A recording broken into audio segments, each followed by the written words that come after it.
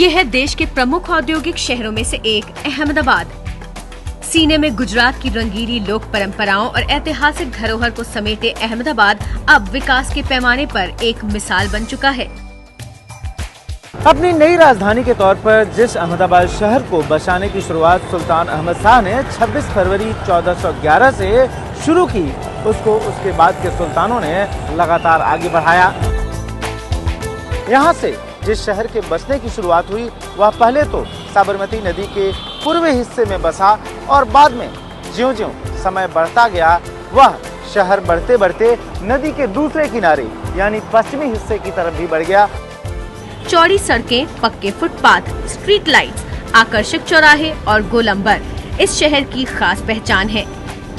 Ahmedabad is safe, secure, minimum expenses और comfortable salary, तो that is Ahmedabad is the best, 100 out of 100।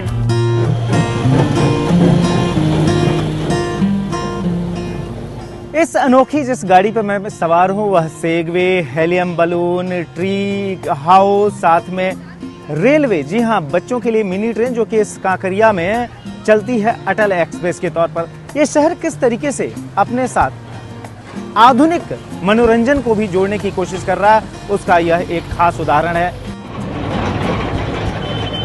तो इस तरीके से अहमदाबाद शहर अपने को, जो इसकी ऐतिहासिक पृष्ठभूमि है, उसको आधुनिकता से भी जोड़ने की भरपूर कोशिश कर रहा है, यहाँ तक कि मनोरंजन के मामले में भी।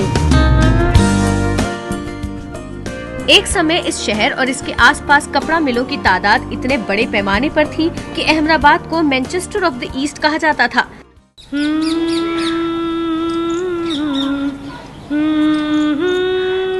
इस शहर का बड़ा गहरा नाता राष्ट्रपिता महात्मा गांधी से भी रहा है। जब राष्ट्रपिता महात्मा गांधी दक्षिण अफ्रीका से भारत वापस लौटे तो उन्होंने यहीं साबरमती नदी के किनारे अपना आश्रम बनाया।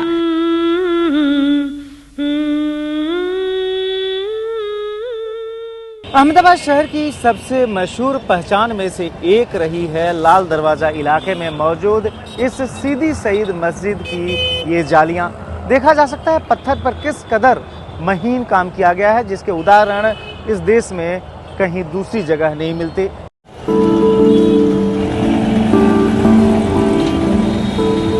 आज की तारीख में अहमदाबाद में अगर कोई परेशानी मुझे लगती है तो वो है ट्रैफिक।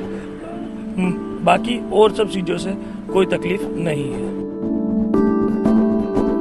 अहमदाबाद शहर का पॉश माने जाने वाला रामदेव नगर इलाका, इस इलाके में सड़क की एक तरफ 5 सितारा होटल हैं तो दूसरी तरफ अगर निगाह डालें तो नजर आती हैं झुग्गी झोपड़ियां, जो कि अहमदाबाद शहर की एक और सच्चाई को सामने रखती हैं। इस शहर में करीब 29% आबादी ऐसी है जो कि झुग्गी झोपड़ियों में रहती है और इस आबादी को सस्ते दर पर मकान मुहैया कराना इस शहर के प्रबंधन के लिए, इस शहर के नगर निगम के लिए सबसे बड़ी चुनौती है।